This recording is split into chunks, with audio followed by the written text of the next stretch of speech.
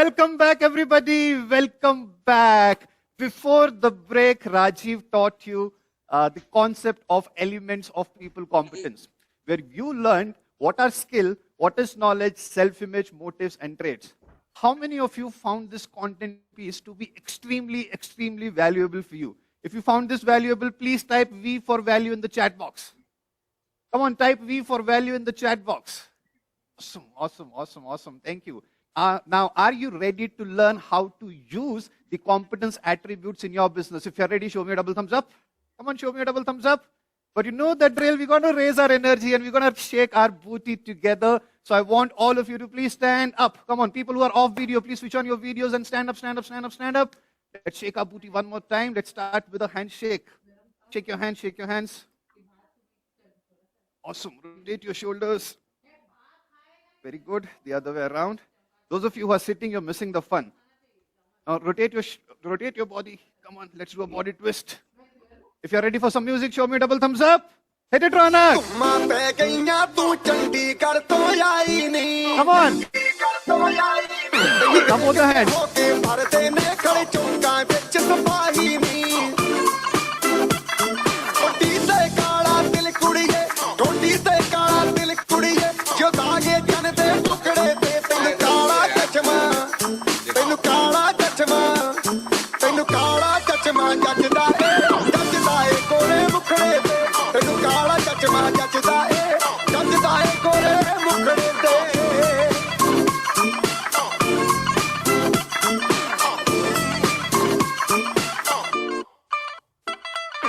सड़कों पे चले जब लड़कों के दिलों में तू आग लगा दे बेबी फायर नकली से न करे तू करे जब देखे हमें झूठी लायर चश्मा जचता तेरे मुखड़े पे जचता है तेरे चिन पे अपनी अदाओं से ज्यादा नहीं तो 10-12 लड़के तो मार ही देती हो and yes, give yourself a massive round of applause and stay standing, stay standing. We're going to do some nice stretches. Raise your hands nice and high and follow me as we go this way and this way. Gently back and forward. If you're ready to invite Rajiv, show me a double thumbs up and give it up for Rajiv. I'm gonna be the face in the crowd. You're gonna hear my voice when I shout it out. Welcome back, everybody. Welcome back, welcome back, welcome back. Ladies and gentlemen, in the first session of day 2 of the Business Space program, we closed the loop on the reach scale up strategies by breaking down for you the 4 elements of marketing. The skill of creating relevant content, which is high interest to your customer. The skill of hygienic and magnetic marketing strategies. Then you need to learn the skills of various channels and the skill of setting up the marketing systems, which is your calendar and reporting templates. Then from there, we opened the loop into the second element of capability enhancement, which is the capability of people management. We introduced you to the definition of competence, where we said it's an integration of attitude, skill, and knowledge. And then we further broke down the elements of the competence iceberg, where we said skill is ability, knowledge is information data, self-image is how a person sees themselves, traits are behavioral characteristics, and motive drives a person's behavior. Now that we've understood what are the elements that constitute an individual's competency, we are going to learn how to use this for various people management activities, like hiring the right people, like giving effective feedback, doing salary appraisal scientifically, and firing the wrong people. So ladies and gentlemen, are you ready to learn how to set up your people management systems? If you're ready, type out ready in the chat box. I need super high energy. Awesome. Fantastic. We are going to take our lunch break around 1:45 or 1:50 p.m. So keep your energy high and let's get started with what is one of the most crucial pain areas for most micro, small and medium enterprise business owners, which is how to hire the right people. Let's look at what are the steps of hiring the right people. I'd like all of you to turn to page number 21. And on page number 21, you see a subheading that reads in the middle of the page, uses of competency attributes list. Below that, start making notes. So you can use page 21, 22, 23, 24 for all the uses, hiring, developing, appraising, and firing. All of that, you make notes from page number 21. So, page number 21, please write the heading, steps of hiring the right people. Once you're done writing that heading, type out done.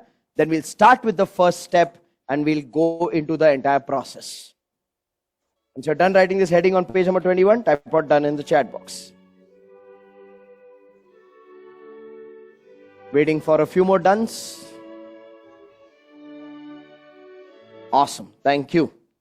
So, I'm going to give you the first 2 steps together and I'd like you to write it, then I'll explain the first 2 steps. So, write the first step is to create role task document and put the hyphen next to that and write step-by-step list of activities. And write the second step, create a competence attributes list where you break down attitude, skills and knowledge. Write these 2 steps. I'll explain how you do this with an example and a sample after you're done writing. So write this down. Begin.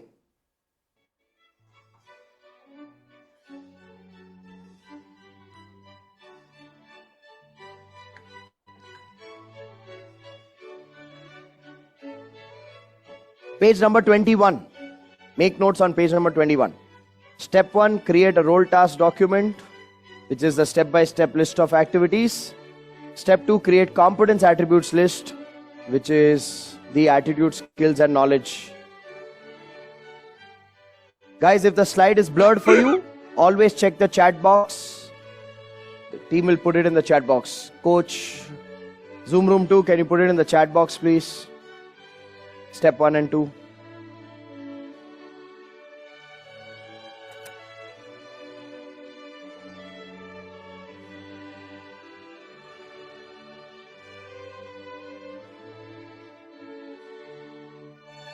Done.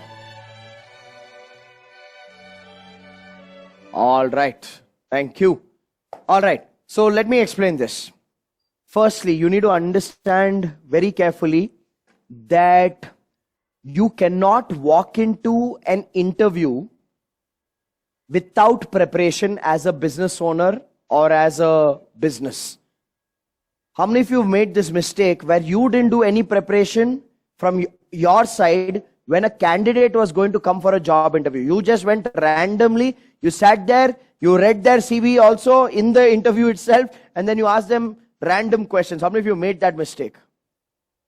This is a blunder. That's when you end up hiring the wrong kind of people. So even before you sit in the interview, there are some preparation steps that you need to take. Okay? Now, here's your first preparation step. Before even you look for a candidate, you need to list the role tasks you are expecting that candidate to do in the job role.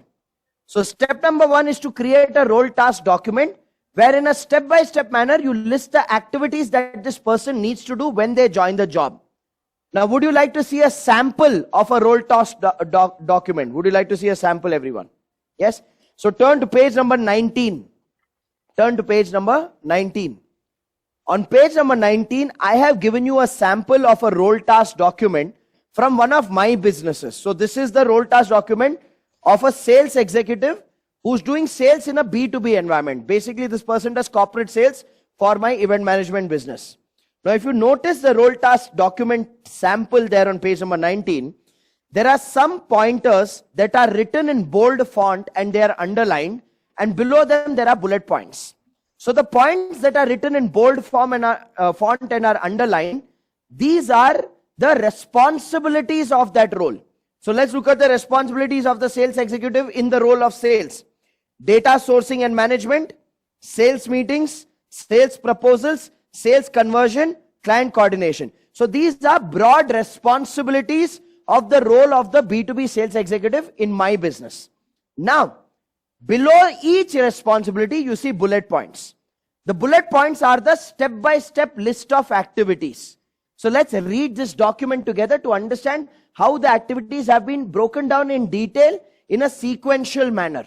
So for data sourcing and management, first point, on the count of 3, I want all of you to read it out. 1, 2, 3, go.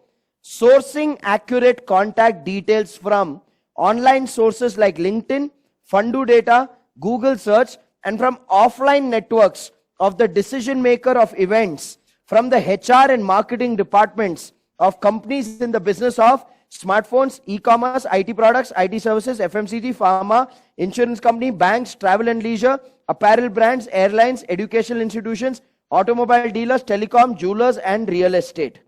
And then second task, maintaining the database on internal templates of the organization. Now, page number 19, if you see, in detail, we've broken down the first task saying, when you have to source data as a sales executive, you got to source accurate contact details from online as well as offline sources. And we broken down online mein LinkedIn, Fundu Data and Google search. And from offline, you can go join networks and source database.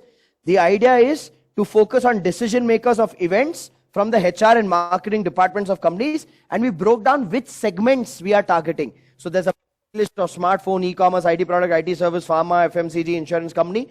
So the person, how many of you realize when the task is broken down in such detail and specificity, the person has to just follow the task and say, okay, this is my target audience. This is who I need to focus on. Yes or no?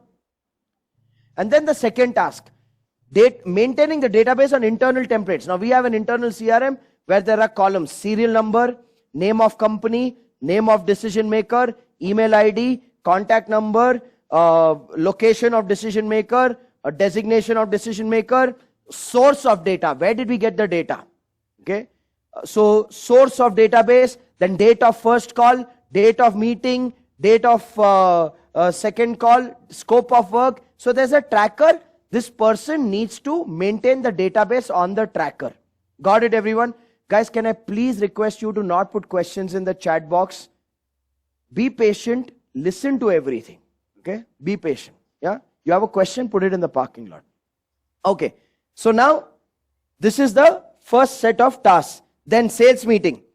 We've broken down the tasks. Preparing for meetings via structured research about the target client. So we have an internal process of doing research before going for a meeting. So say for example, the salesperson has set up a meeting with Infosys with a HR manager by the name Sujit Kumar. So here's what he'll do first. He'll go on Infosys's LinkedIn, Facebook and Instagram page and he'll browse the timeline of their social media pages to see in the last 1 year what events have they done. Because when organizations do events, they tend to post pictures of it on their social media pages. So by browsing the timeline of all the social media handles of the company, if there are any pictures, he'll get an idea. Oh, they do a product launch event. Oh, they do a channel partner event. Oh, they do a management event. So he gets an idea of what kind of events they are doing. Then he'll say, okay, I'm meeting Sujit Kumar. He'll go on Sujit Kumar, search on Twitter, search on LinkedIn, search on Instagram, and browse through Sujit Kumar's timeline as well to see, okay, what kind of a person is he? Okay, because a lot of the posts of people reflects their character, reflects their personality. This is for the person to just understand what is he getting into. It's not like there's some magical, mystical information that gets revealed, but it's a good preparation process that we found. Then next task in sales meetings on page number 19, under sales meetings. Having effective sales meetings in order to. So there are 3 objectives we've listed for a sales meeting. Number 1, understand the events ecosystem of the client. So this is a role task sample from an event management company. So the salesperson has to go understand what kind of events does the company do. Number 2, position Dreamcraft as the best choice. So he has to position how Dreamcraft can do those kind of events, what kind of work we've done similarly in the past. And number 3, generate requirements for events from the client. Now all of this may not happen in the same meeting. Sometimes it may be an introductory meeting. Sometimes it may be a requirement gathering meeting. But he has to do this over a period of time with the client in sales meetings. Then, sales proposal is the next responsibility. There are tasks there. Number 1, create presentations based on client's requirements. That's the job of the salesperson. Number 2, coordinate with the operations team to generate proposals and a pre-event P&L for the event. So they get the commercials from the operations team. And they don't just get the quotation from the operations team, they also get the costing from the operations team to know how much range do they have for negotiation with the client. What is our cost of the event and what is the offer price you're making and how much range do we have for negotiation. Then sales conversion. Negotiate win-win deals is one task. Next task is to maintain the profitability index as per management guidelines. So we have a profitability index saying if an event is below 20 lakh rupees, we need to make at least 18% profit. If an event is above 20 lakh rupees, then we need to make at least 15% profit. Below that, we will not take up a project. So this person knows this is the profitability index he has to maintain. Then client coordination. Write emails professionally to record all discussions with the client. Be the interface between the client and the operations team from contract to completion of the event. Now, How many of you agree that for every role in your organization, you need to have this kind of a concise role task document? If you agree, about agree in the chat box. Because you need to list the tasks and activities in a step-by-step manner to know exactly what is expected from this person to do. Now, the question people ask often is, Rajiv, who should create this role task document? Should a HR manager create this role task document or should the business owner? Now, let me tell you something. Highly unlikely that in the early stages of your business, you will hire a HR person. Yes or no? You will look at hiring a HR person once you cross 10, 20 people. Right? And how many of you realize if the first 10, 20 people are not right, you will never reach the stage to hire a HR manager because your belief about your business will be, we are a small business, we can't scale up and this is all that we will do. Yes or no? If the first 10, 20 are not right. Right? Because that kills your belief in scaling up the business. So, here is my request to all of you. While this may fall under a HR activity, I believe for a micro and a small business, the business owner needs to break down the step-by-step list of activities and create a role task document for every role in the organization so that the business owner himself also or herself also has clarity of what are you expecting from every role. As you grow, then the HR can come in and take the templates that you have and facilitate the hiring process. Got it, everyone? Because the HR may not understand the business operations, the business nature in detail from an operational and a marketing point of view. They may just look at it from a macro HR perspective. So, if you're anything less than 20 people, you got to do this by yourself. If you've already scaled up, then you do this exercise with your HR team and make them facilitate creating the role task documents of every role. Now, how many of you agree that this is required not just for people you are looking at hiring, this is required for people you've already hired as well? Today, probably there's a lot of conflict and confusion and chaos and overlap because this is not designed in the proper manner for the existing team itself. When you do it with the existing team, a lot of the conflicts and the overlap gets cleared. So people are clear, this is my job role. Another question people ask me when they look at this template is, they say, Rajiv, what is the difference between this role task document and a job description document? Isn't this also a job description document? No, this is not a job description document. And I'll tell you what is the difference. Firstly, most job description documents, I'm not saying all, most job description documents are just downloaded from Google and the name of the company has been changed. They are just Google downloads. And if you look at those job description documents, they are 4, 5, 6, 7 pages documents. How many of you see? This is a 1-page concise list of tasks and activities to be done. Yes or no? This is 1 page. It can be put on the workstation of every team member where their role task document is in front of their eyes. Job description document is a 4, 5, 7 page document downloaded from Google, and in most cases, the language used in a job description document is almost like a 5-star menu card. Isn't 5-star menu cards? It's not simple.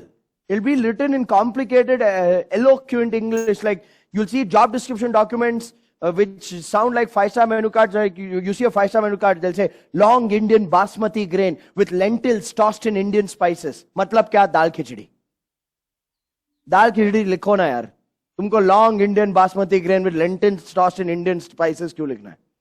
या तो freshly baked dough bread with mashed potato and tomato simmered with spices and butter. मतलब क्या? पाव भाजी. Job description documents are like that. You'll see paragraphs. Your job is to play the interface between the organization and the aggrieved customers by providing resolutions for the issues raised by the customer with empathy, care, patience, following the protocol and the process and giving a positive elevated customer experience to the customer. मतलब क्या? Phone उठाने का, customer का गाली सुनने का, फिर resolution देने का. Right? So, trust me, role task documents are very specific, very concise. They are not like job description documents, elaborate. And most people don't even read job description documents. They just take it at the time of appointment, they put it in the scooter dicky, and on a rainy day, they tear out one sheet and wipe the seat. That's all they do with it. So create role task documents and pin it up on the workstations of team members. This is making sense. And when you're hiring, before even going for the interview, before even sourcing the candidate, you got to create the list of tasks and activities like the sample given to you on page number 19. If this is clear, type out clear in the chat box. Come on, I need higher energy. Awesome. So this is the first step. Step-by-step list of activities, which is the role task document. Second step is to create competency attributes list based on the role task document, where you list the self-image traits, motives, skills, and knowledge required. Now, would you like to see a sample of a competency attributes list, everyone? Like to see a sample? Yes? Turn to page number 20 then. Turn to page number 20. Now on page number 20, we've given you a sample, which is the competency attributes list for the job role mentioned on page number 19. So we've listed the skills, knowledge, self-image, traits, motives for the B2B sales executives role task document mentioned on page number 19. So let's look at the list. Skills, fluency in English, persuasion skills, rapport building skills, telephone etiquette, meeting etiquette, selling skills, negotiation skills, listening skills, questioning skills. So that is a list of skills we've listed for the role of a B2B sales executive based on the role document mentioned on page 19. Then knowledge, Microsoft Word, Excel, PowerPoint, using internet and data finding, knowledge of corporate brands, and knowledge of the basics of events. Because we need this person to know what is sound, what is light, what is stage, what is LED wall, what is genset, what is decor, what is our entrance arch. We need this person to have that basic knowledge about events. Then self-image required for the role. The person should see himself or herself as confident, as a go-getter, as a sales expert. Traits required for the role. The person needs to be a high energy person, persistent, should have the willingness to learn, should be hospitable, and needs to be honest. Motive. The person should be hungry for personal growth and should believe in the win-win philosophy. Now, the question is, how do you come up with this kind of a list for every job role? Would you like to learn how to come up with this list for every job role, everyone? Hello? Awesome. So, how you come up with a list, the instructions of that is printed for all of you on page number 21. So, if you look at page number 21 right on top and read it out. To create a list of competencies for a particular job role, evaluate each task in the role document. So, you got to look at each task in the role document, which is mentioned on page number 19 as a sample, and ask yourself, what skills and knowledge will be required to do the task well? So you make a list of skills and knowledge required to do each task. Because where do we need the competence? Where do we need skill? Where do we need knowledge? We need skill and knowledge to do the task and activity. Yes or no? So you look at the role document. Based on the tasks and activities listed, you ask yourself, okay, so to do this task of going for a meeting and positioning Dreamcraft as an ideal partner, or understanding the scope of events of the company, or gathering requirements, what skill is required? Okay, so to do this kind of a meeting, the person needs to be good in language. Say we do business in English, so English fluency is important. Meeting etiquette is important. Questioning skills is important. Listening skills is important. To position Dreamcraft, selling skills is important. So we look at each task and make a list of what skills and knowledge we feel is required over there. Now, watch. There's some lecture overlapping. Can you, guys, am I loud and clear? Check, check, check. Loud and clear? Okay, cool. Done. Okay, now watch. Now, based on each task, I make a list of skills and knowledge required. And then the second question on page number 21 is, what self-image traits and motives will make the person effective in that role? So I perceive and say, you know what, this is a sales role. The person should be confident. So I write self-image as confident. The person should see himself as a go-getter. I put that down. What traits are required? The person should be honest. The person should be hospitable. Someone can be rude to the person, but they have to be hospitable. The person needs to be high energy. They have to be persistent. Now, your question may be, Rajiv, if, okay, some of them are saying there's some overlap. Guys, is there some overlap? There are two people on Zoom room, one saying there's some overlap. Okay. All okay, loud and clear.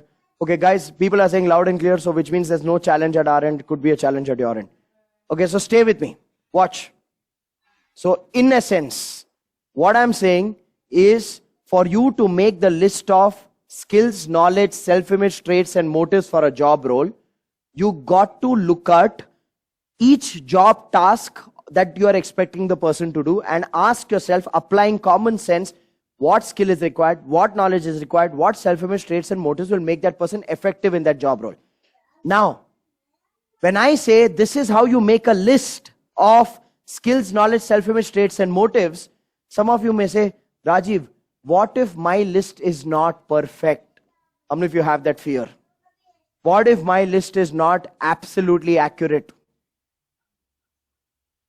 Okay, if you have that fear, type out me in the chat box. Now let me ask you a question.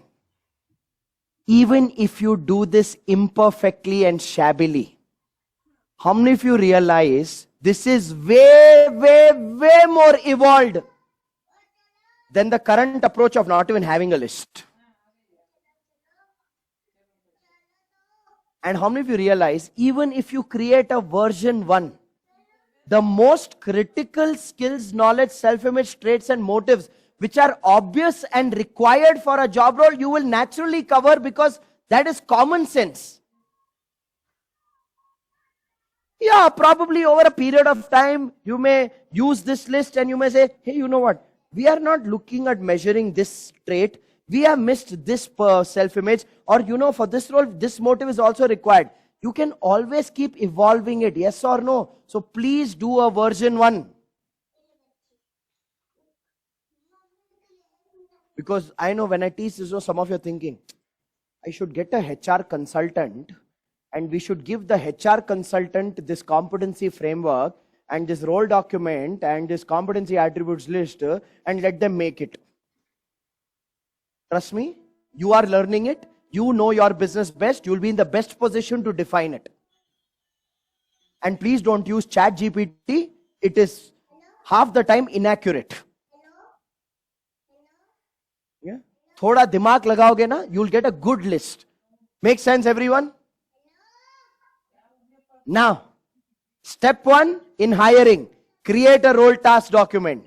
Step 2, based on the role task document, break down the list of skills, knowledge, self-image, traits and motives by creating a competence attributes list. Sample for this is given on page 19 and page 20. Got it? Then, Anjali, I have not yet reached how to understand and evaluate. You learn how to evaluate. This is preparation. Ask yourself, what self-image is required for this job role? Okay? Introvert, extrovert. Confident, not confident. Go-getter, not a go-getter. Active, passive. You just define based on your own common sense. Okay, so role task document, competence attributes list. First 2 steps. Then comes the third step in the hiring process. Write down. Once you have a role task document, once you have competence attribute list, then the third step in hiring is sourcing candidates. Now, for you to source candidates to come for an interview, you need to use different sourcing strategies. Now, my question here, how many of you face a challenge where you have job openings, but you are not getting enough applicants for the job opening? How many of you have that challenge? And because you are not getting enough applicants for the job opening, you are hiring anyone who comes because at least they came, no. That's a disaster.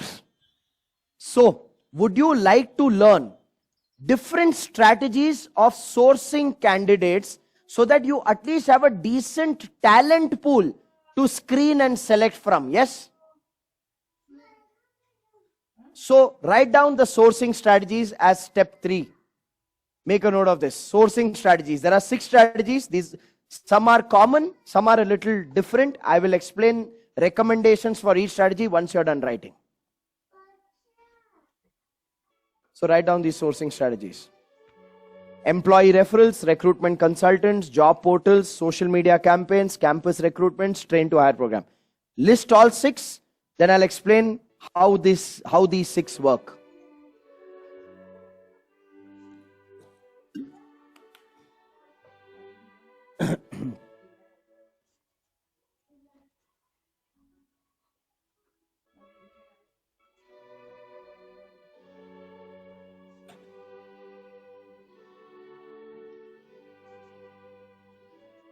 Page number 21, 22, 23, that's your playground to make notes for this section.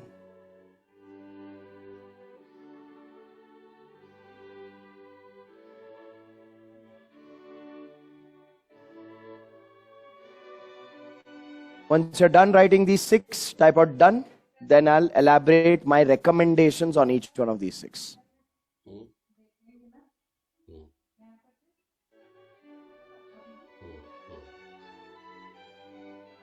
Awesome. Waiting for a few more dones. Thank you. Thank you. All right.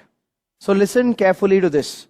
Firstly, I need all of you to understand that when you want to hire people, you got to do a little bit of marketing for that job opening as well. Just telling 1 or 2 friends of yours or 1 or 2 team members of yours saying, if you have someone, send. We're looking for someone for this job. That is not called sourcing. That is not called sourcing. So let me break down for all of you that when it comes to sourcing candidates, you need to test. The word is test.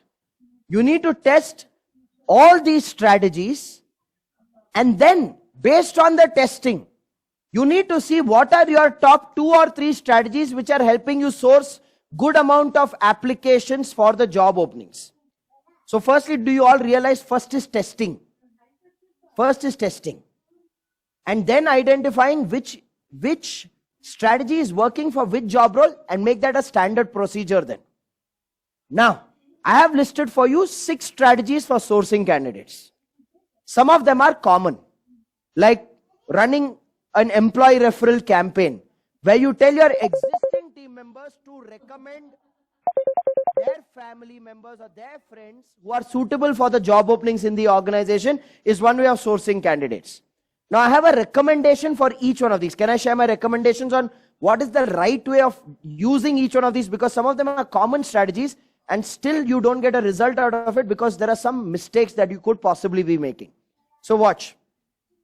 When you are looking at employee referrals for sourcing candidates, it works best for a job role for which you already have existing team members. So if there is a particular role where you're looking at expanding a team and you already have team members for it, for that kind of a job role, employee referrals works really well. Because the people who are on your team already, they know people who are either their academic batchmates and have gone through the same direction of education, which will be suitable for the job role, or they know people who come from the same social economic cluster or class, which may be suitable for that job role. Like, I'll give you an example. In 2017, I invested in a logistics company. And this company was doing last mile delivery. So 1 in 5 Flipkart delivery boys was actually on our payroll. Okay, so they should wear the Flipkart t-shirt, but 1 in 5 Flipkart delivery boys was on the payroll of this venture that I had invested in. Now, when we got into the business, this was a 20-member team. In 4 years, from 2017 to 2021, we grew this headcount, this team size from 20 people to 2,000 people. Mostly delivery boys on motorcycles. That growth of 20 people to 2,000 people in 4 years, 76% of our hiring happened through employee referrals. Because our existing delivery boys, the localities they would stay in, okay, the places where they would stay in, their neighborhood also has people from a similar social economic background, yes or no? And that profile was suitable for the delivery boy profile. So we used to incentivize our employees. We used to incentivize our team members saying, if you recommend and onboard and help in hiring a delivery boy, and that person stays for more than 3 months in this organization, then we will give you a 1 month salary of that person as an employee referral bonus. Look, when you're working with recruitment consultants, you're anyway going to pay the recruitment consultant a 1 month salary as a fee of that candidate, yes or no? Might as well create an earning opportunity even for your existing team. So it will motivate them to go out there and proactively bring good quality people to the organization. So employee referrals works when you are looking at hiring people for which you already have team members and you are incentivizing your team members to be proactive about hiring. Got it? जाओ उधर घुस के सो चलो जाओ. Okay. So this is one sourcing strategy. Second, recruitment consultants. How many of you have signed agreements with recruitment consultants, and till the point of signing an agreement, the recruitment consultant is like, oh, once we sign the agreement, then in 48 hours we'll start lining up candidates, and after signing the agreement, the recruitment consultant vanished. And you didn't hear from them. How many of you have experienced that? Okay, now, if you've experienced that, let me tell you why you've experienced that and how do you use recruitment consultants. Listen to this carefully. Firstly, understand a recruitment consultant is also a micro business that is stuck in the trap of self-employment and firefighting. Yes or no? They are also a micro business stuck in the trap of self-employment and firefighting. For them also, making enough money to sustain the expenses of the business on a month-to-month basis is the number one priority. Yes or no? So here's what would typically happen. You signed up with one recruitment consultant. That person took the requirements you have in a very enthusiastic manner, went back to their team. They have a sourcing team of 3, 4, 5 people in their office or work from home. And they give the requirement saying, this is the client, this is the company, this is the job role, this is the pay scale, source for candidates. Now their sourcing team starts finding candidates suitable to your job opening on recruitment job portals or on LinkedIn or different networks, and they start making calls. Now, if by putting in some work into sourcing candidates for your job openings, they find it a little difficult to source enough profiles, will they continue to put effort for weeks together on that profile, or will they drop that profile and they'll jump into another requirement of another client where it's easier to get candidates? What will they do? They'll drop your profile and jump. Yes or no? So that's why they don't call you back. Now you call back after 1 week or 10 days saying, hello, what happened? You told you'll send candidates, nobody you've sent. Now will this person tell you that we worked for 1 day, 2 days or 3 days and after that we gave up? Will they tell you that? They will not tell you that. They will tell you, the team is on it. The challenge we are facing is that when we are telling candidates about your company name and they go see on social media, the company doesn't have enough followers on the social media pages. Or they'll say something like, when we tell the candidate that your office is in so-and-so location, nobody wants to come to that location and work. How many of you have heard of these kind of BS excuses? They won't tell you, boss, मेरे महीने का तंगी चल रहा है, मेरे को हर महीने का टारगेट अचीव करना है to pay salaries on time, so I am working on the easier profile, I am not going to break my head on your profile. They won't tell you that. And you'll make it your reality, saying we have to do interiors of our office. We have to shift our office to prime location. Does it serve as an advantage if you have a beautiful office and your office is in a good location? Yes, it serves as an advantage. It does. But that's not the primary factor why you're not getting candidates. Please, let's face reality. So here's my recommendation when it comes to working with recruitment consultants. Don't give the job requirement just to 1 or 2 recruitment consultants. Give the job requirement at least to 10 recruitment consultants. Give the job requirement at least to 10 recruitment consultants. It's a numbers game. You give the job requirement to 10, 5 will work on it proactively, 3 will be successful in getting you at least 4 or 5 candidates. Anyway, it's a fee you pay on success with most recruitment consultants. Only the established ones who have a solid track record take an upfront advance. And even they have clauses of refund or refilling candidates. Only the credible ones take money in advance. But they'll have clauses of refilling. If that clause is not there and that person is taking money in advance, then that's called a scam. It's not called a recruitment agency. Don't sign up with a scam then. So how many of you realize it's a numbers game? You got to work with 10. And then from those 10, 4 or 5 will be effective for you. Is this making sense? If your question is where to find the 10, go Just Dial, India Mart, go all these places, just ask recruitment consultant. In 30 minutes, you will get 30 calls. You got to take those basic steps. Is this making sense? Basic steps. Next, job portals. See, today we live in a world where you don't have just the traditional job portals of Naukri, Monster or Times Jobs. Today there are specific job portals for specific roles, specific locations. There are job portals where you can source IT candidates from, job portals where you can source blue collar laborers from, like Baba Jobs, India Jobs, Work India. There are so many. Search is all I'm saying. Search. Don't just send a message to 4 friends saying, Bhai koi ho to bhej dena. That's not called sourcing. Put little effort. Search. This is making sense.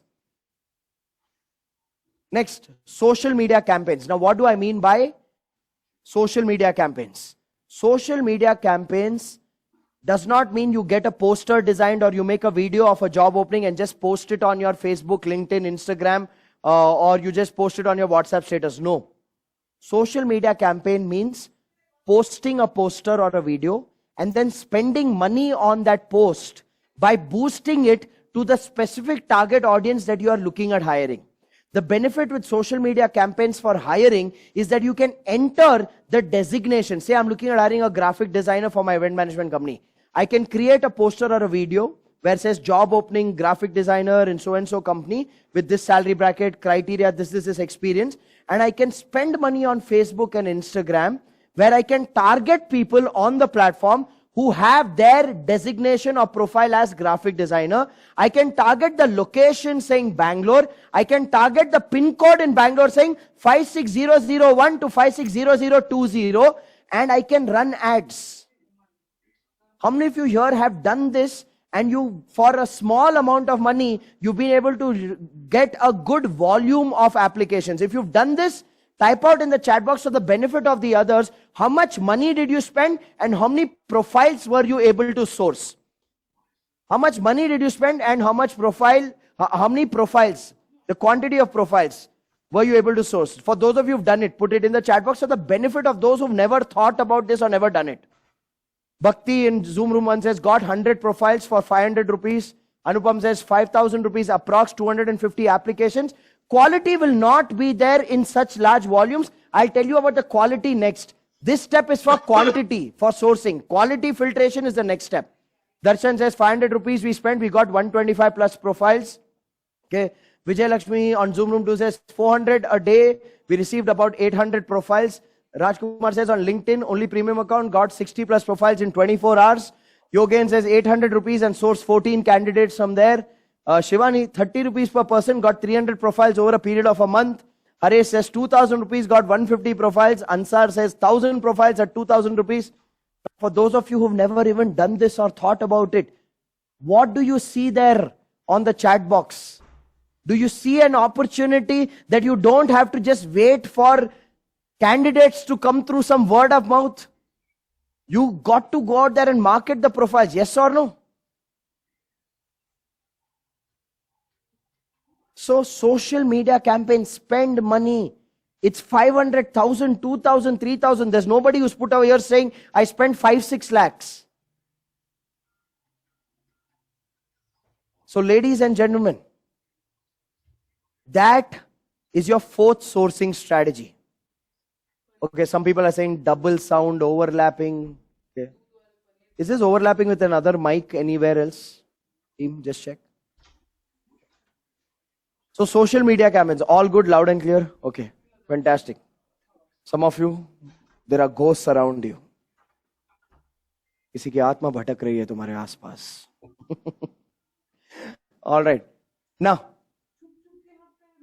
next, my recording is playing. Echo. Who's in the bathroom? I'm not in the bathroom. Okay. It's auto playing on paste tab. Okay, can you guys, or some, Is it something to do with the dashboard? Is there an issue with the dashboard? Okay. Close your other windows then. If you are finding a challenge, close other windows. Okay. Done. So employee referrals, recruitment consultants work with many job portals, explore skill-based, location-based job portals, social media campaigns, run focused ads for focused jobs, then campus recruitments. Campus recruitments works best when you're looking at hiring freshers. A lot of micro business owners have this fear and hesitation saying, Rajiv, we have just one job opening. We have just 2 job openings. We want freshers, but if we go to a college, will a college entertain us? Will the college be open to us? Because we are a small business, we are not a big brand. Let me tell you something. Even the best of the institutes in the country today are struggling to create placement opportunities. So even if you go with one job role, that placement officer will treat you exactly like the way Jaya Bachchan treated Shah Rukh Khan in Kabhi Khushi Kabhi Gum. They'll bring a puja ki thali and sing Meri Saason Mein Tu Hai Samaya. So please go to campuses. If you are looking at hiring freshers, don't have this hesitation ki mera chota business hai. Don't have this hesitation saying mine is not a brand, so will they entertain. Even if you have one job requirement, you can go to campuses as long as you're looking at hiring freshers. If I have to give you one other honest, unfiltered advice, which may offend some people, but is effective when it comes to hiring freshers, would you like that? Let me give you an honest advice. As a micro, small or medium enterprise business owner, don't go to the top 5 or 10 colleges in your city. Don't go to the top 5 or 10 colleges. Go to the B category and the C category colleges. And there's a reason to that. From most cities, the students in top 5 or 10 colleges, even if they take up a job in your business, they'll take up a job in your business as a stopgap arrangement till their study visa from UK comes. Okay? So it's like a short-term dating engagement for them. It's not a marriage. Look at tier B, tier C colleges where you have people who have hunger. People who really want to elevate their family's quality of life. People who really want to commit and build a career. Not people who at 25 say, I don't know what the true purpose of my life is. Well, तुमने life जिया नहीं, तुमको purpose चाहिए. So, and anyway, you're looking at 1 or 2 people. So in those tier B, tier C colleges, to find those 1 or 2 hungry people will be great. Yes or no? So go to tier B, tier C colleges. I'm telling you. I'm a big believer that the best institutes, so-called best institutes, produce the worst set of team members. I have experienced this over the last 17 years. Okay? So I look for hunger in a person. That's my first criteria. Okay? So go to campuses if you're looking at hiring freshers. Next. Train to hire program. Now this is a very different strategy. Most of you will be like, what is train to hire program? Let me elaborate it through an example for all of you. So train to hire program is best suited for a job role which requires some technical knowledge and technical expertise which is not readily available in the job market. Okay? So if you have a job role where there is a technical knowledge and technical skill required which is not readily available in the job market, then you should explore the train to hire program strategy. Now let me explain how this works through an example.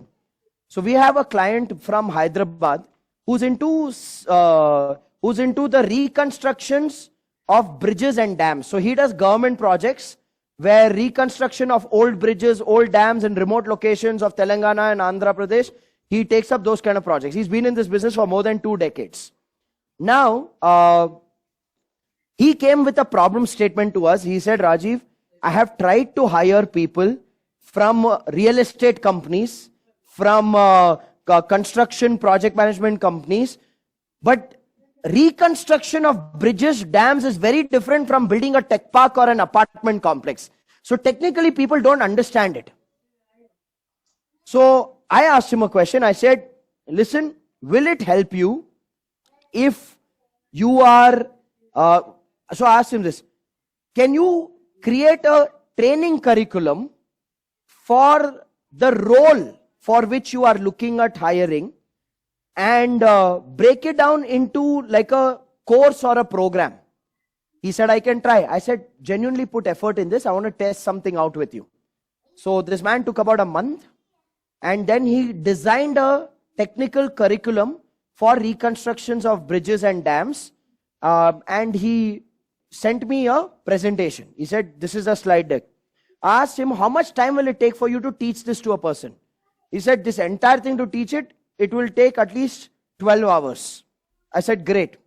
So I said, can you launch this curriculum as a certification where you train people for 6 days, 2 hours a week?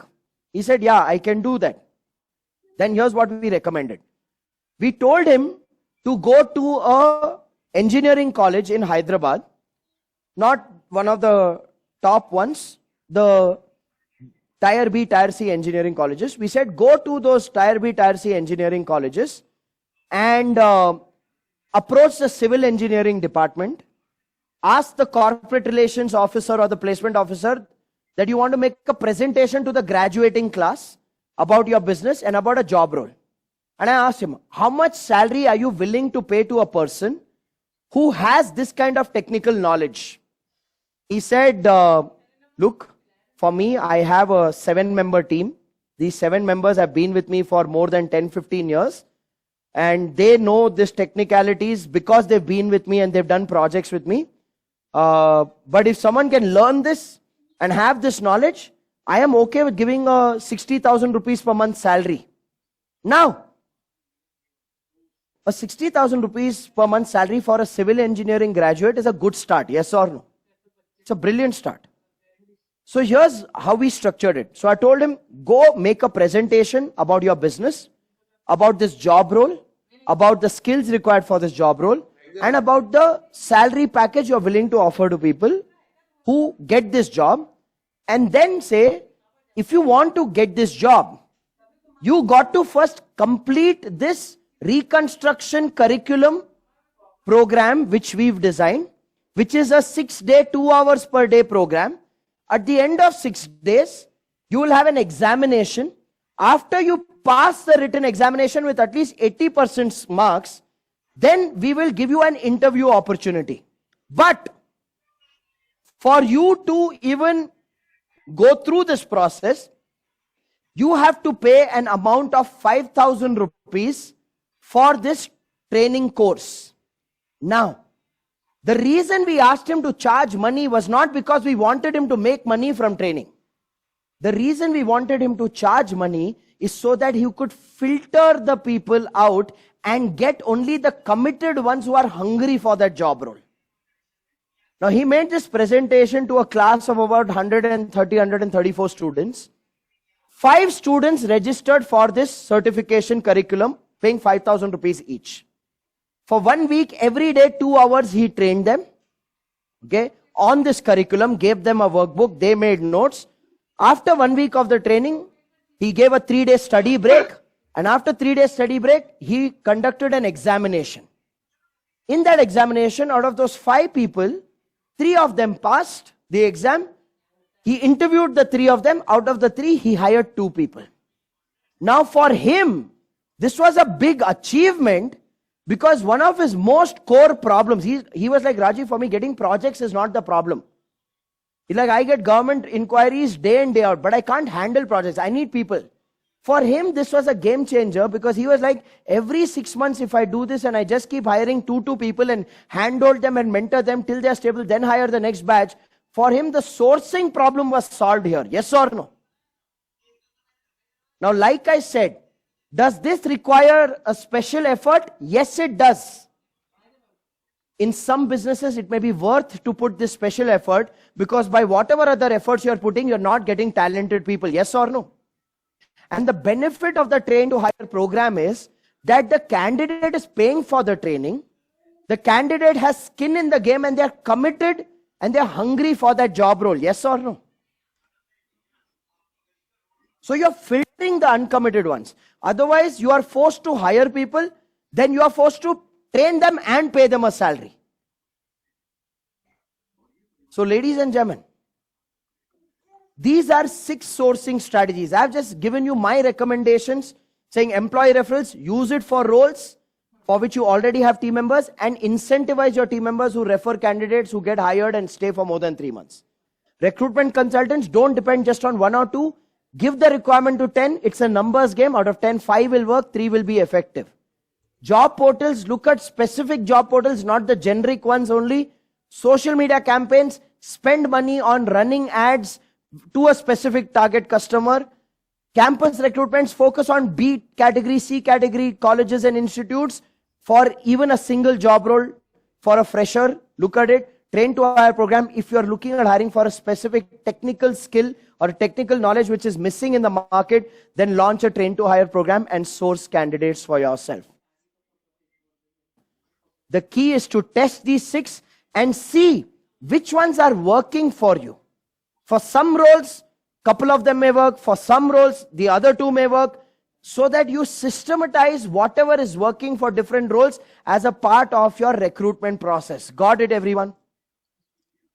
So this is the sourcing part. Now, once you source candidates, comes the next part, which is screening and selecting. Because you want to hire the best out of the people you source. So would you like to learn how to screen and select the candidate based on their skills, knowledge, self-image, traits and motives? Would you like to learn that? So write it down first, then I'll explain it. Write down. Stage 4 of the hiring process, screening and selection. Stage 4 of the hiring process, screening and selection. And make a list of these 5 pointers for screening and selection. If it's blurred on your slide, then on chat box you can copy it. Coaches will put it in the chat box. Zoom Room 2 is already put it in the chat box.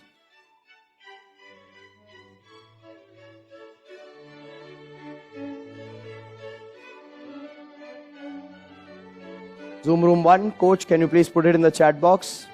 Screening and selection, write these points. Observations during interview, asking indirect questions for evaluating attitude,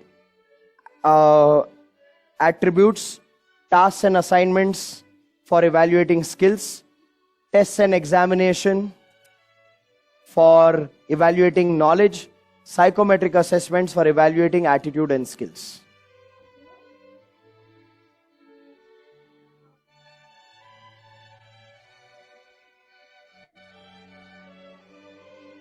Guys, whether you're hiring skilled or unskilled people, the process is the same. The simplification of the criteria will depend on the nature of the job role. Once you're done writing this, type out done, then I'll elaborate and I'll demonstrate how you use the competency attributes list.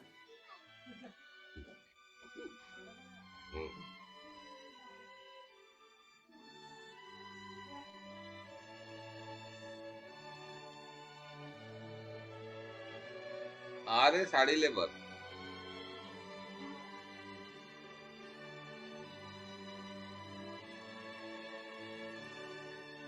काकर शादी है रे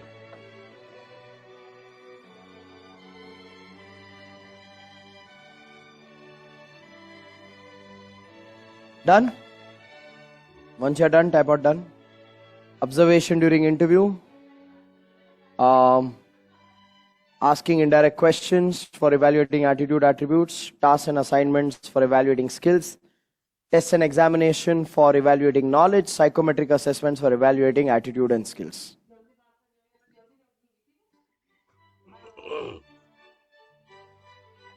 Done?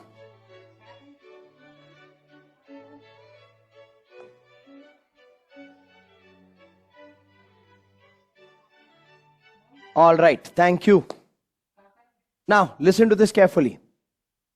Can I demonstrate for all of you how you use the competency attributes list for screening and selecting to see whether the candidate you are interviewing has the required skills, knowledge, self-image, traits, and motives? Can I do a demonstration with all of you? Yes? Awesome. So, watch. So, let's say that Amit has applied for a job role in my event management company, for which the role task document is there on page number 19 as a sample, and the competence attributes list is on page number 20. Okay. So Amit, I'm going to take you as an example that I'm hiring you. Okay. So say for example, Amit comes for an interview. Now when Amit comes for the interview, first question to all of you. Should I show Amit the competence attributes list which is given to all of you as a sample on page number 20? Should I show Amit this sheet? Should I show this sheet to Amit?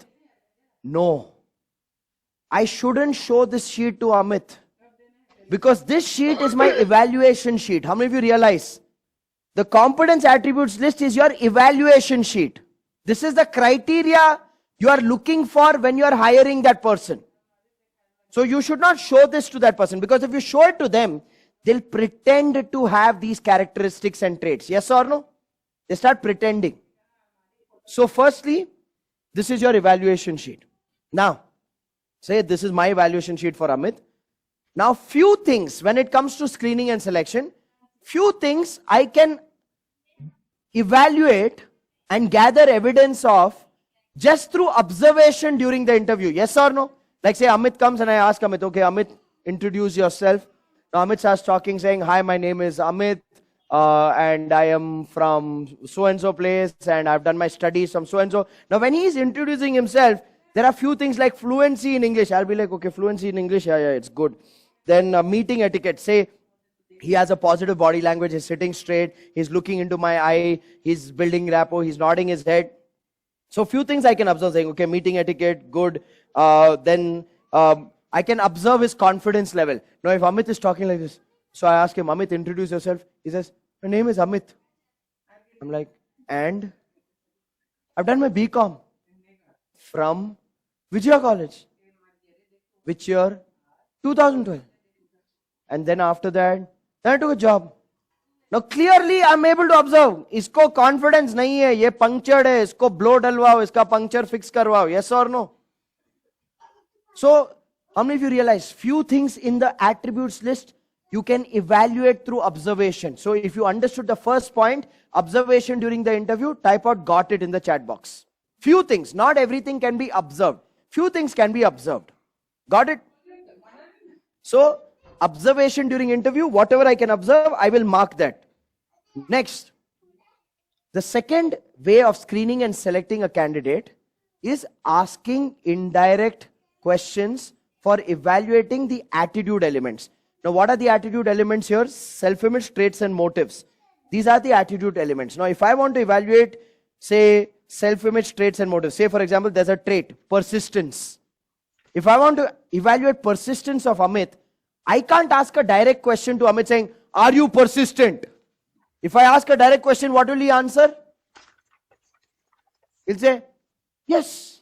Even if he doesn't know the meaning of persistence, he'll say, yes, yes. Persistence. Okay? I can't ask a direct question. I got to ask an indirect question. Now, can I show you how to ask an indirect question? Would you like to see how to ask an indirect question? So I'll ask a question like, Amit, tell me an experience from your life where you did not get what you wanted. What did you do? Where you did not get what you wanted, what did you do? I am not saying how did you get it. Because if I am saying how did you get it, I am implying he is persistent, and even if he didn't get it, he will cook up a story on how he got it. Yes or no? So I need to ask an indirect question. Where I'm saying, what did you do? So Amit says, in my college final year, they told we have to do internship. Google is my dream company, so I wanted to do internship in Google. So I went online and I checked where can I send my resume or biodata to Google. I didn't find any email ID. Then I took a chance. I wrote email careers@gmail.com. Nobody responded. Because nobody responded, I'm like, what? Such a big company. Nobody's responding also. I said, leave it. Why to break my head? I didn't feel disappointed. I just went and took an internship in my uncle's office. Now that tells me he's not been persistent. He just moved from one goal to another goal. But if he says something like, I wanted internship in Google, I sent an email to careers@gmail.com, they didn't reply. Then my friend told me about LinkedIn. They said it's a professional networking platform. So I opened an account on LinkedIn. I wore suit and tie and got a picture click, made it my profile picture. I attended a LinkedIn workshop and learned how to create a LinkedIn profile. Then I started adding people who are working in Google as in my friend circle, in my network on LinkedIn. Some of them accepted my connection, some of them didn't. Then whoever accepted my connection, I sent message to them. Most of them didn't respond. Then I added people who they were friends with and I asked them to recommend me. 1 or 2 people recommended, but I didn't get positive response. Then I researched. They said Google head office is in Hyderabad. So with my parents in Dasara holidays, we went to Hyderabad. But security said they are not allowed like this. Then I spoke to people over there. They said Google goes only to select campuses. They don't do like this walk-in interviews. Then I said, okay, leave it. Let me try something else.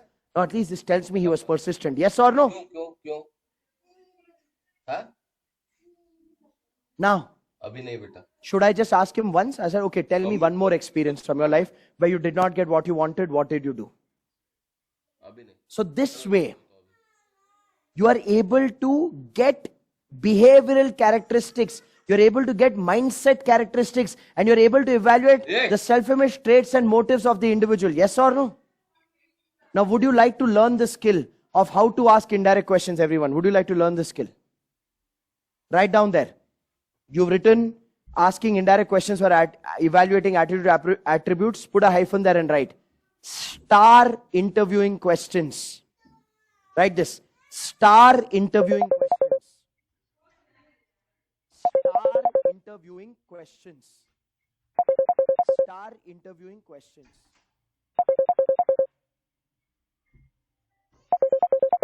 Now, what is star interviewing questions?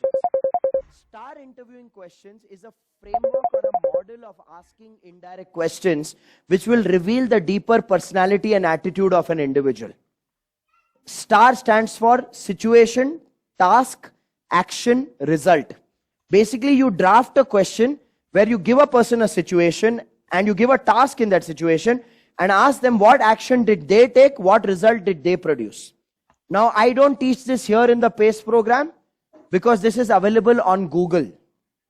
You can simply go on Google and type star interviewing questions for, and you can put any trait, any motive, any behavior you want to evaluate, and you'll get a list. Or you can go on ChatGPT and put, give me star interviewing questions for patience. Give me star interviewing questions for confidence. Give me star interviewing questions for persistence. Give me star interviewing questions for humility. Give me star interview questions for hunger. And you will get enough questions. So I don't teach what's available on the internet. Just take it from there. Useful. So you source these questions. Okay. Use Google. Use ChatGPT. You give the instruction saying, I want star interviewing questions to evaluate this. You'll get a list of questions. Got it, everyone? That's how you ask indirect questions. And it's important to go prepared with a list of indirect questions. If you don't go prepared in an interview with a list of indirect questions based on the self-image traits and motives you need to evaluate, you will end up asking meaningless questions. How many of you have ever asked a candidate questions like, where do you see yourself 5 years from now? I'm telling you, that's the most meaningless question. Imagine the candidate says, sir, meri chodo, aapki batao, where do you see yourself 5 years from now? You also don't know where you see yourself 5 years from now, you are asking candidates. Yeah. Or don't ask direct questions like, are you hardworking? Are you committed? Are you open to learning? Are you persistent? You ask direct questions, they'll say yes to everything. I call direct questions as Miss World beauty pageant questions. You've seen Miss World beauty pageants? Every year for the last 27 years, final round, same question. When you become the Miss World, what will you do? Every candidate over there participating in that pageant knows ye question aayega. They prepare a speech for 3 months, they come ready. So when the judge asks the question, they say, good evening, judges. Thank you so much for such a wonderful question. When I become the Miss World, I'll wear the crown as a responsibility and not as an achievement. I'll spread the message of peace and brotherhood because man, in the name of war, is killing and destroying the lives of innocent children. I will stand up for a green earth and a clean earth. I will take care of the endangered species of the planet that are dying to hunting. I will spread the message of education for all, food for all. I will stand for poverty eradication. You listen to such answers, you're like, हाँ माता, सब काम तू ही कर लेगी, हम बैठ के ताली बजाएंगे. तू जगत माता. Don't ask direct questions. Real answer of that candidate is, good evening judges, when I win Miss World, then the target is to become an artist with Dharma Productions and star in Student of the Year 3. Nobody will tell you the truth in an interview if you ask direct questions. Ask indirect questions. Got it? Next. So you evaluate self-image traits and motives, which are the attitude attributes, through asking indirect questions. Next is tasks and assignments. Now, if you want to evaluate the skill of an individual, you got to give them the tasks that they have to do in the job role during the interview stage. So if you're hiring a telemarketer, give them 5 phone numbers, give them a script and say, I want you to make calls right now using this script. I don't expect you to generate a meeting out of it. I just want to see your comfort level in making calls. Give them that actual task for them to do it so you can see whether they have the skills or not. If you're looking at hiring designers, give them a brief saying, hey, listen, this is the brief from a client. Make the design, use this laptop, take 45 minutes, come up with a design. You're hiring an accountant. Give them your bank statement or 1 month and say, how will you enter these transactions in the books of accounts? Show me how you will enter it. You're hiring a software developer. Give them a brief and ask them to code. Whatever job role you are hiring people for, one of the activities you do in the interviewing and the screening and selection process is to give a task and assignment for evaluating the skill of that job role. Is this making sense? Now some of you are like, Rajiv, if I give like this task and assignment, no, candidate will run off. Good only, no. I am saving you from hiring the wrong people. Hello? This is making sense? Next, if you want to evaluate the knowledge of a person, skill, you evaluate by giving an assignment or a task. Knowledge, you evaluate by creating a test paper or an exam paper where you test the theoretical knowledge of a person regarding that job role. So you make a 10 marks paper, 20 marks paper and let them answer it. So test and examination for testing knowledge. Is that clear, everyone?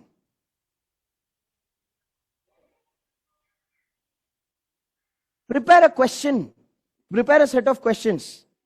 Play Kaun Banega Crorepati with them to test their knowledge of the job role that you are hiring them for.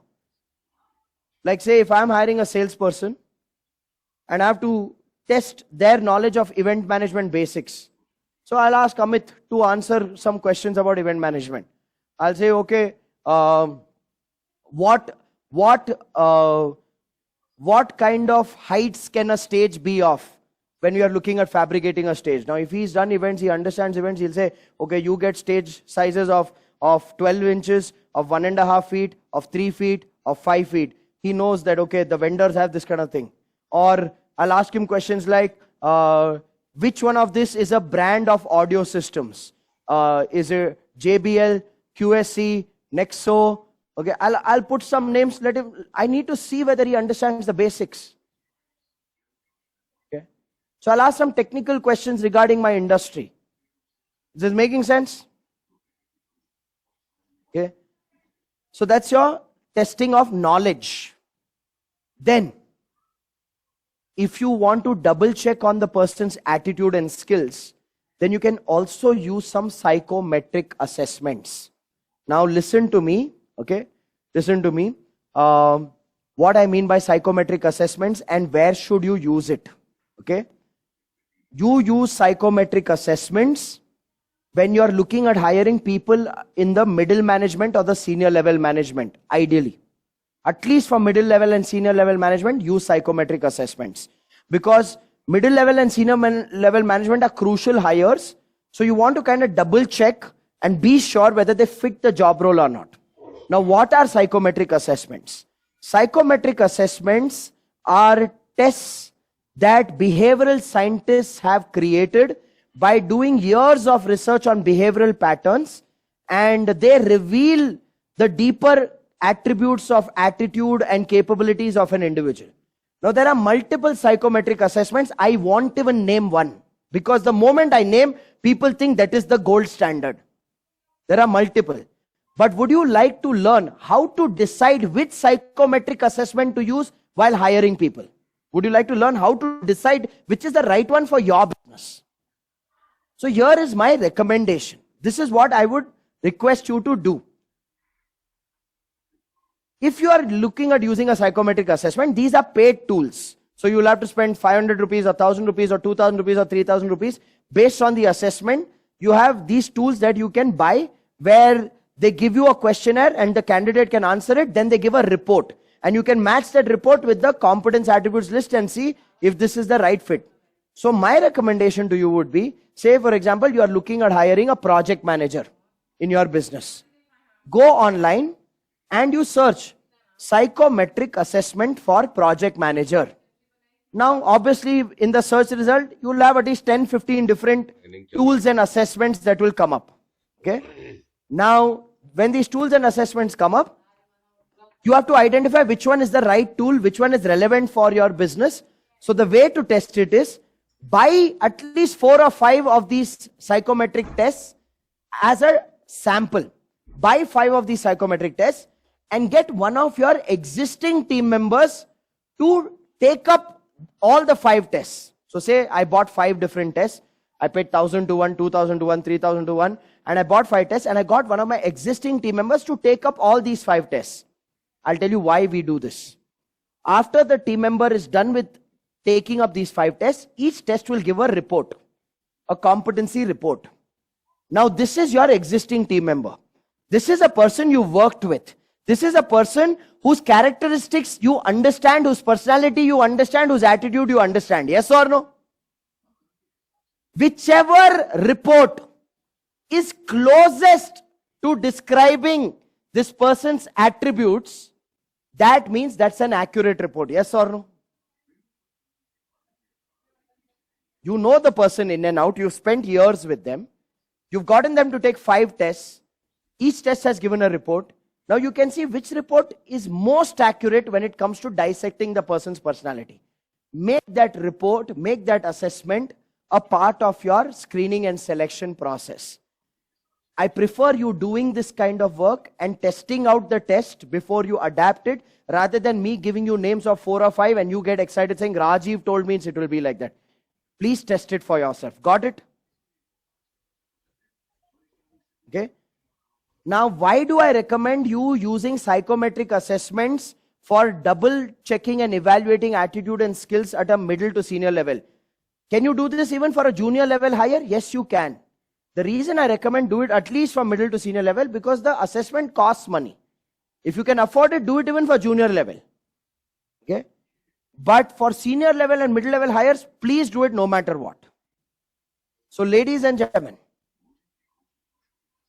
this is how you use the competency attributes list of skills, knowledge, self-image, traits, and motives to conduct a very detailed, high-quality screening and selection process so that you can identify the right fit candidate for the job role.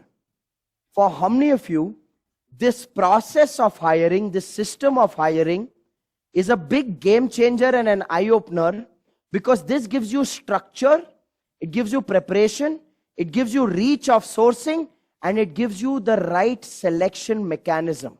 If this is a game changer and an eye-opener, type out game changer or eye-opener in the chat box.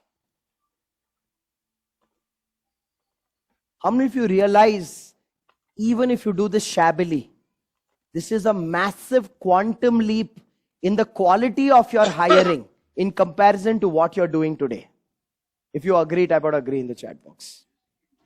So go out there and start testing this process, and as you test it, start evolving it for your business. Useful?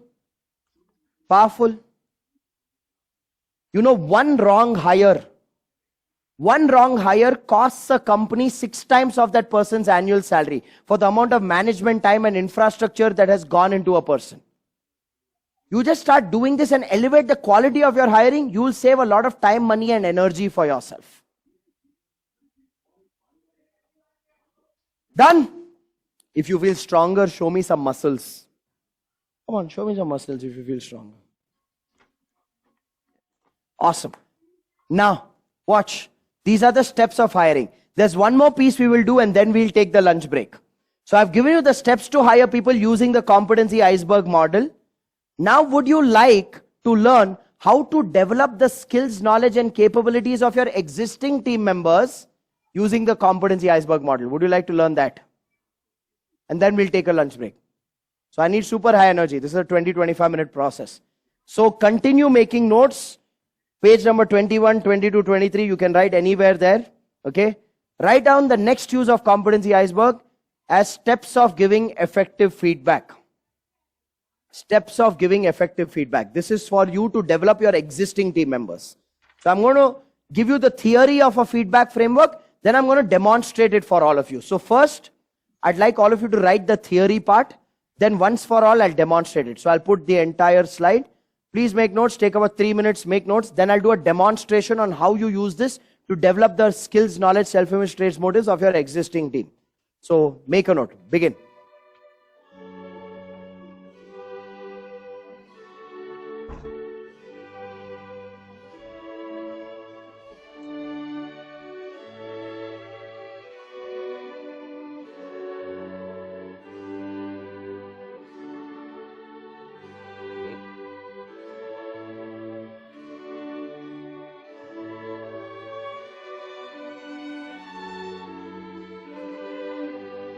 Sanjay, it's typed right above your comment in the chat box.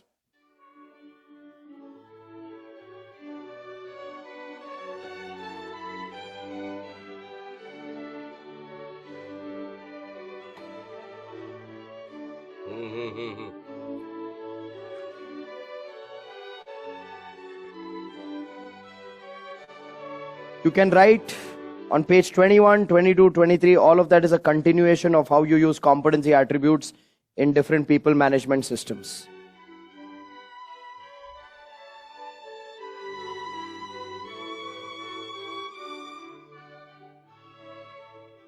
Write this, then I'll demonstrate it for all of you.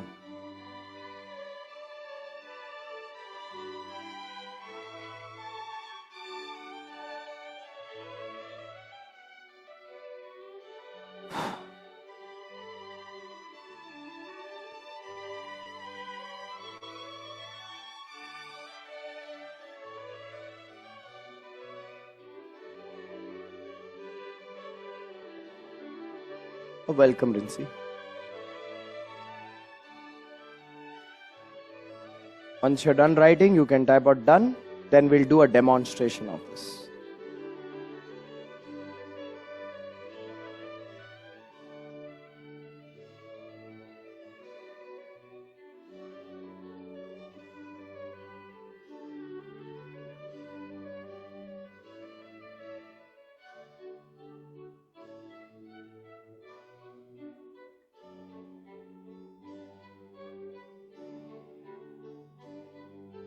Once you're done writing, type out done.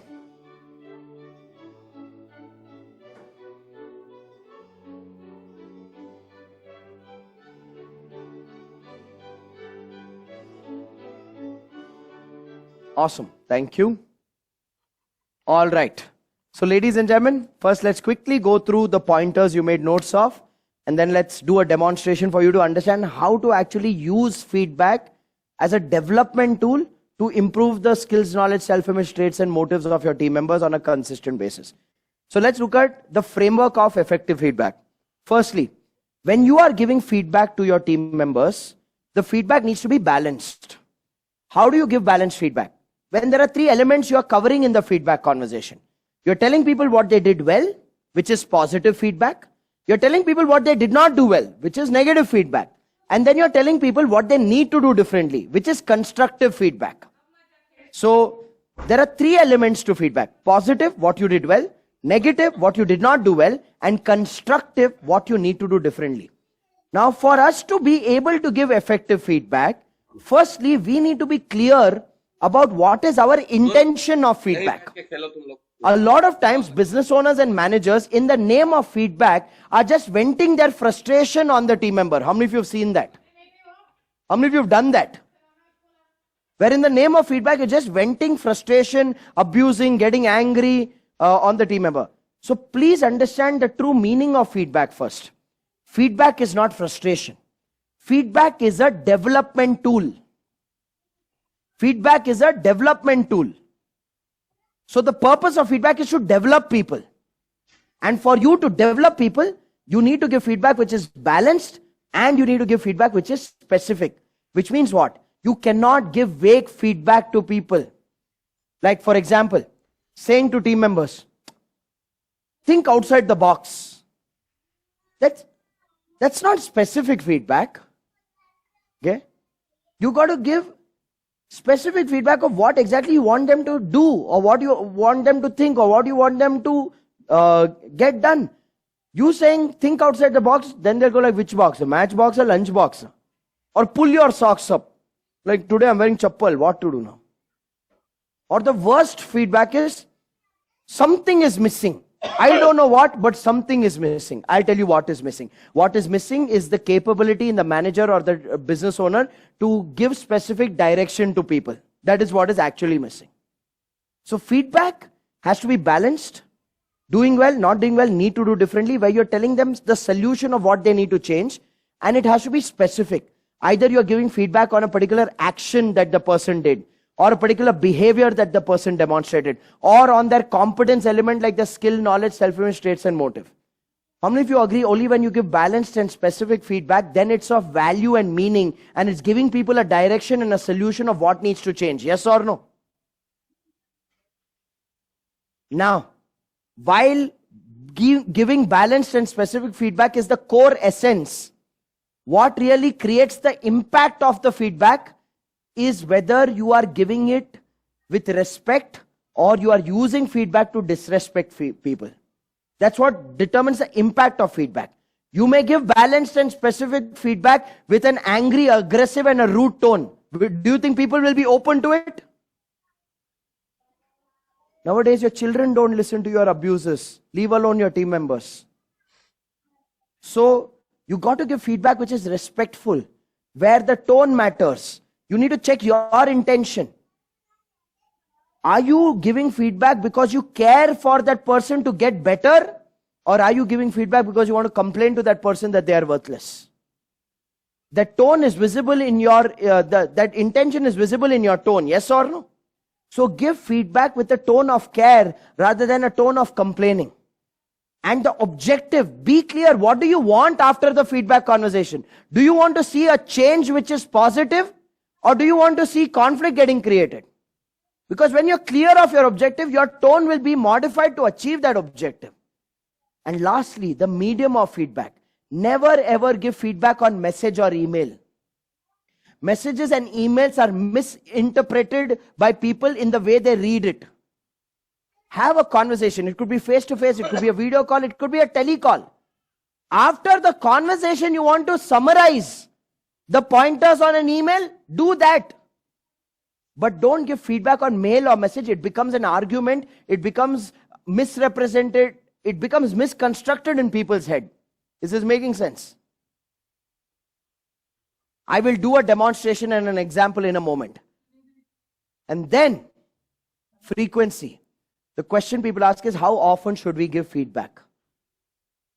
Every person on your team needs to receive feedback on a monthly basis. Now, if you're a small business, 20, 30 people, then, and you are the manager for everybody, you are direct, people are reporting to you directly, then in that case, you give feedback to the team members at a one-to-one level directly.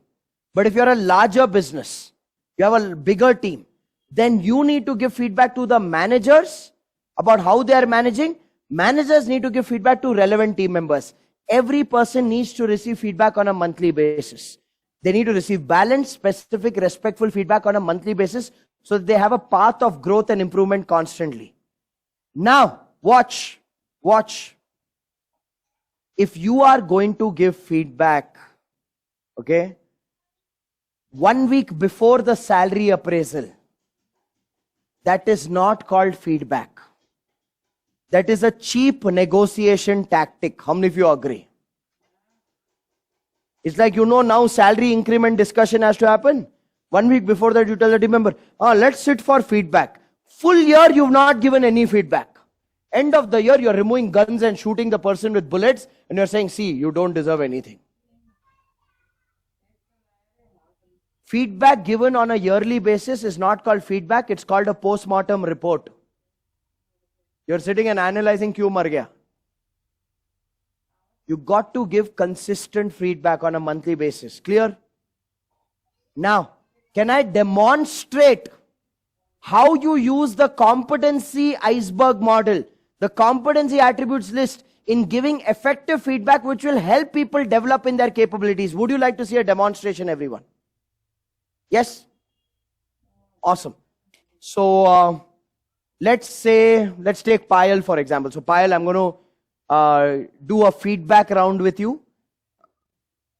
So let's assume Payal is on my team and Payal is a sales executive in my business for which the role tasks are given to all of you on page number 19 and her competency attributes list are on page number 20. Now I will demonstrate to all of you how to use this competency attributes list on page number 20 to give specific, balanced, respectful feedback to the team member. So watch. So in a feedback meeting, in the monthly feedback meeting, I will sit one-to-one with Payal. I will have this sheet on page number 20 with me and I'll evaluate each element of skill, knowledge, self-image, stage, motive and give her balanced and specific feedback. So here's what I'll say. So I'll say fluency in English, Payal, that you are doing well. So if something they're doing well, you tell them this you are doing well. Then I say persuasion skills, Payal. Persuasion skills you are not doing well. Now when you tell a person they are not doing well, should you give them an example to explain why you are saying they are not doing well? Should you give them an example? Yes, you got to give them an example. You can't say, I am feeling you are not doing well. Keep your feelings at home and go. Okay? You got to give examples. So I'll give Payal an example. So I'll give Payal an example saying, you know what, Payal? Persuasion skills you're not doing well. And the reason I say this is I've noticed, Payal, when you're making calls to set up appointments with HR managers and marketing managers of brands, if the HR manager or the marketing manager tell you on the phone saying, hey Payal, we are not looking at any events right now, we don't have any requirement. At that time, you don't persuade them for a meeting. I have noticed you just say, oh, okay, and you keep the phone. Now, I have given her an example where she's not persuading. Now, is it my responsibility as a manager or a leader or a business owner to also tell her what should she do differently in something that she's not doing well? Is it my job to give her that input and solution? Yes or no? So that's when I will develop her capability, right? So if I've told her that you are not persuading and you're saying, oh, okay, when they are saying that they don't have any events right now and you're keeping the phone. So then, Payal, here's what I want you to do differently. So I'm telling her what I need you to do differently. What I want you to do, Payal, is the next time you make calls and say you pitch to a client and ask for an appointment. You say, hi, my name is Payal. I'm calling you from Dreamcraft Events. We've been in the event space for the last 15 years. I'd like to set up a 20-minute appointment with you where I'd like to come down and share with you what is the kind of work we've done. So wanted to check in your calendar when is a good time. Say she has a basic script and say the client says, hey Payal, sorry, right now I don't think it's the right time for us to meet because right now we don't have any events coming up. So right now I wouldn't want to have any meeting. Now when the client says that, Payal, here's what I want you to respond. I want you to respond saying, no problem at all. I completely understand that. However, can I ask you something? Now Payal, when you say, can I ask you something? The opposite person will always say yes. So they say yes. And then you take a commitment saying, are you sure? And the opposite person says, yeah, I'm sure. And then you say this, Payal. You say, hey, while I understand that right now you don't have any events coming up, and therefore you see no meaning in meeting us as an event management agency, my intention of reaching out to you right now was not to sell you anything. My intention was to set up an introductory relationship building meeting. And in fact, it's great that right now you don't have any events so that we can have an agenda-less introductory relationship building meeting. And later, after this meeting, if you feel we are the right kind of people, whenever you have an event requirement, I'd be happy to come down and meet you at that point of time. So, in fact, I would suggest this is the best time for us to meet. Now, watch. is this a good quality solution I'm giving my team member on what they need to do differently? Yes or no? Will it work all the time? May not. But will it improve their effectiveness and persistence? Yes. How many of you realize it is our responsibility to develop people and give them solutions when they are getting stuck in a situation? We can't tell people, that and all I don't know. You have to go figure it out. For what I'm paying you salary? If people could have figured things out all by themselves, then they wouldn't have taken a job. They would have started their own business. Yes or no? So the job of a leader is to develop people, not to abuse people. Is this making sense? Next. Watch. I continue using the list on page number 20. I say rapport building skills, Payal, you're doing well. Telephone etiquette, you're doing well. Meeting etiquette, you're doing well. Selling skills, you're doing well. Negotiation skills, you're not doing well, Payal. Now, I'm telling her not doing well. I need to give her an instance. I'll tell her, for example, Payal, here's what I've noticed. Every time you send out a quotation to a client via email, I notice the last line of your email always reads, like your email reads, Dear sir, please find attached below the proposal based on our discussion for this upcoming event of yours. The total amount comes up to 24,32,560 rupees plus GST. The details are mentioned in the attachment below. And then after that, Payal, I've noticed the last line of your email always reads, please do let me know your thoughts on this proposal. We would be happy to work out a middle ground for us to get this project. Payal, when you write things like that, you're actually telling the client, bel mujhe maar. Come negotiate with me. Okay, guys, couple of you in Zoom room 1, those of you in Zoom room 1, if it's loud and clear, please type loud and clear so those people know the issues at their end. Okay, thank you. Now, so I'm telling Payal, you don't give it away like that. I want you to be confident in negotiation. Let them ask, why are you giving? So I want you to write the last line of your email after you mention the amount, saying the total investment for this event is coming up to 24 lakh whatever plus GST. Kindly do give us your confirmation, as our team is excited about this project and we are confident to add massive value to you in this project. You don't have to be weak in your closing. You got to be strong in your closing, Payal. Now, how many of you are seeing?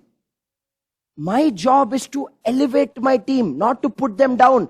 My job is to improve their capability, give them a solution. Yes or no? That's my job. Then I continue giving feedback. I say knowledge, all areas you are doing well, Payal. Self-image, confidence. Confidence you are not doing well, Payal. Then I give her an example. I say, Payal, here's what I've noticed. Sometimes you are working on a project, you are following up with a client, you send them the final proposal, and then you are waiting for their confirmation. And sometimes when the client calls you back and says, hey Payal, just giving you a call to let you know that our team has decided to give the project to somebody else. So this time we won't be going ahead with your company. I've noticed, Payal, after that rejection, I've noticed you emotionally sink. You hit a downtime. Your energy becomes very low. And it's not just for that one day. I've noticed after a rejection for the next 1 week, your energy is very low. You feel very sad. The number of smoke breaks you take is more. Okay? And the level of productivity goes down. That is because your confidence is getting damaged. So here's what I want you to do differently. Then I give her a solution. Say, Payal, firstly, understand this. Sales is a numbers game. Some will buy, some won't buy. So what? Who's next? That needs to be your attitude. Now, the next time you get a call from a client and they give you the bad news that you've not got the project, instead of going in a low tone, going, oh, okay, no problem, and keeping the phone and feeling sad about it, here's what I want you to do next time. When the client says you didn't get the project, don't respond with a low energy. Respond with a high energy and say, no problem at all. Thank you so much, firstly, for giving me a call and letting me know. That's very kind of you. Create comfort even for them because they are giving you a bad news. And then, Payal, I want you to say this. I want you to say this to the client saying, hey, also, can I ask you for something? Now, when you've responded positively to the rejection, and then you say, can I ask you for something? Their response will be, yes. Then you say, are you sure? They say, yeah. And then you say this, Payal. You say this to them saying, hey, look, I believe that even if a project does not come through, the relationship should not end. So even though we are not getting this project, from here on, can I consider you as my professional friend and you can consider me your professional friend and we can reach out to each other anytime, pick up the call on